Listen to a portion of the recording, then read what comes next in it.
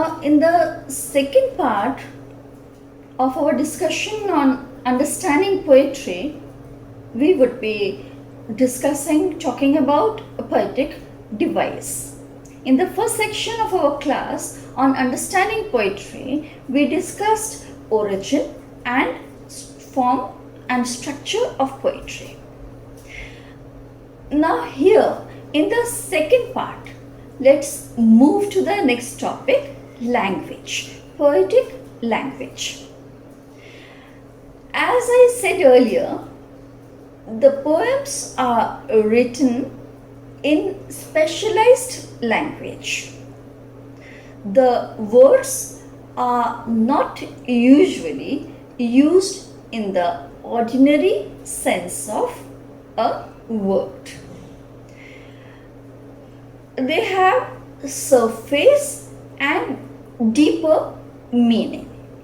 So, poetic devices are used to bring out beauty, lyrical quality, and effectiveness of poetry. Imagery is one of them.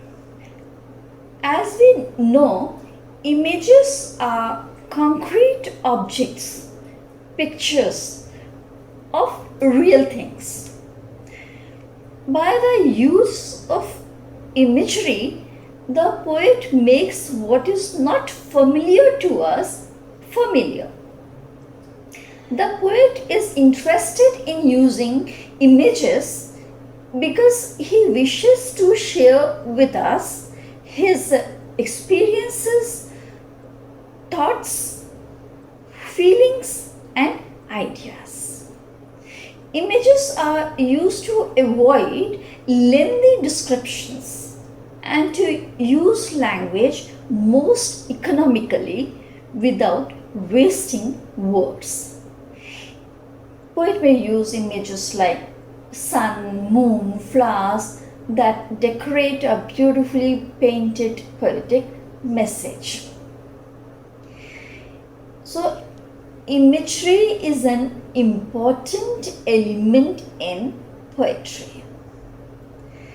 Images are presented in the form of similes and metaphors. They are figures of speech.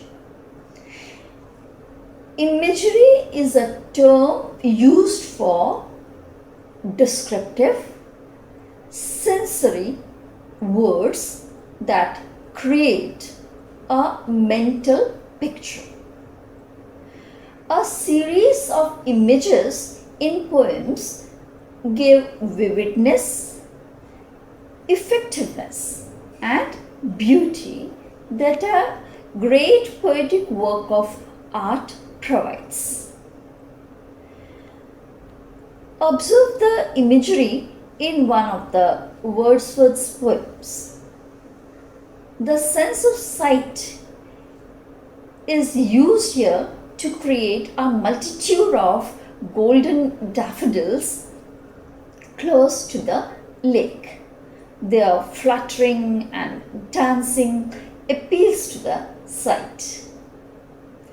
I wandered lonely as a cloud that floats on high over vales and hills, when all at once I saw a crowd, a host of golden daffodils, beside the lake, beneath the trees, fluttering and dancing in the breeze. We also have symbolism in poetry. Symbolism is a poetic art of representing persons, objectives, or ideas with another. Symbolism is a way of creating imagery through comparison. The objects used throughout the poem, when gathered together, bring to mind the particular idea, no matter where they come from. So, what is the function of symbolism in poetry?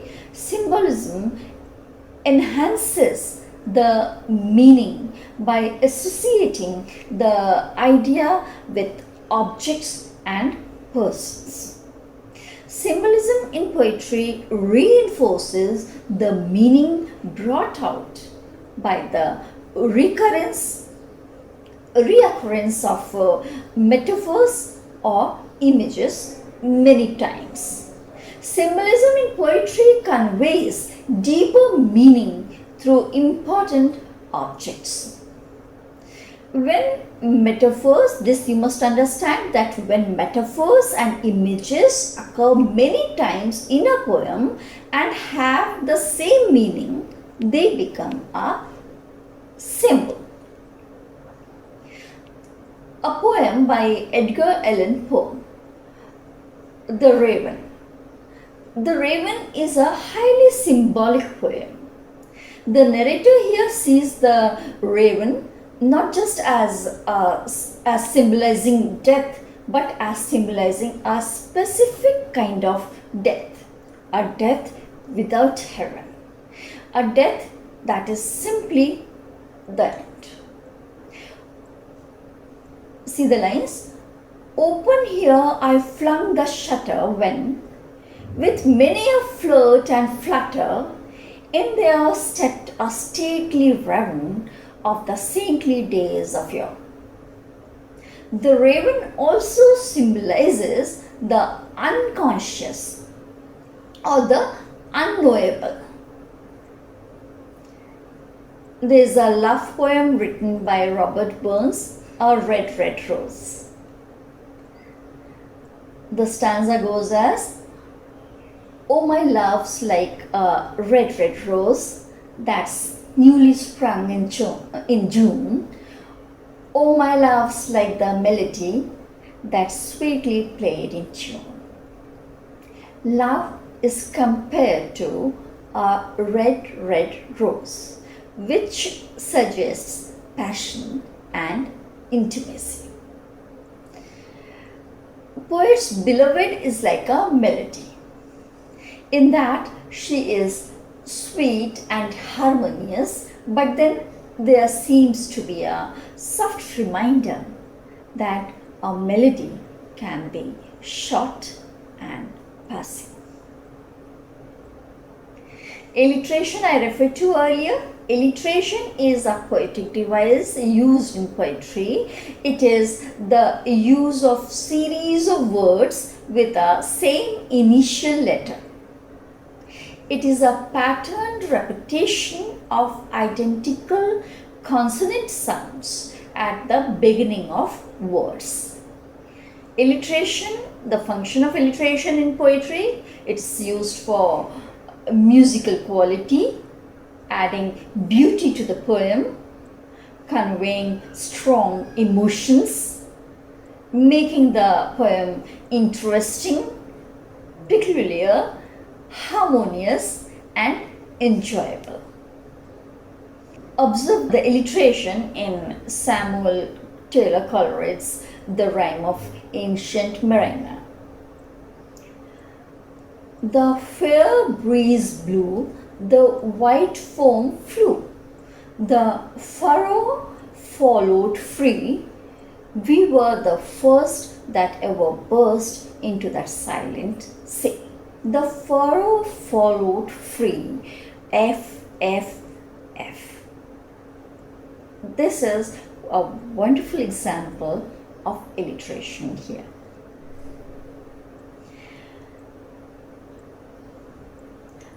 Onomatopoeia. This again is a figure of speech, and it refers to, it's a poetic device, and it refers to the words whose sounds resemble the noise or sound they make. Words like murmur, whiz, buzz and bang, they are the examples. When used in a poem, it adds beauty, color and musical quality to the poem. Check these lines by poet Emily Dickinson. I heard a fly buzz when I died. The stillness in the room was like the stillness in the air between the heaves of storm. I heard a fly buzz when I died. Buzz is a sound made by flies and insects. Assonance. Assonance is another way the poet adds sound effect in his poem. The difference between assonance and alliteration is that assonance is the repetition of the same or similar vowel sounds within the words, phrases, or sentences. In assonance, unlike alliteration, the repetition of sounds involves vowels and not consonants. This you should remember. Also, in assonance, unlike alliteration, there is the lack of rigidity in the rule regarding the position of in which the identical vowel sounds should occur in words. Let's look again at Wordsworth's poem. I wandered lonely as a cloud that floats on high over vales and hills, when all at once I saw a crowd, a host of golden daffodils, beside the lake, beneath the trees, fluttering and dancing in the breeze. You can find more examples in the same sonnet. See E, beneath E, trees E, fluttering and dancing in the breeze E. So E sound, vowel sound here, gives the music. So now we may conclude that poetry is patterned, musical, and effective when words are used in a specific manner. I think that now you should be able to identify images in poetic works, bring out symbols in selected poetic works.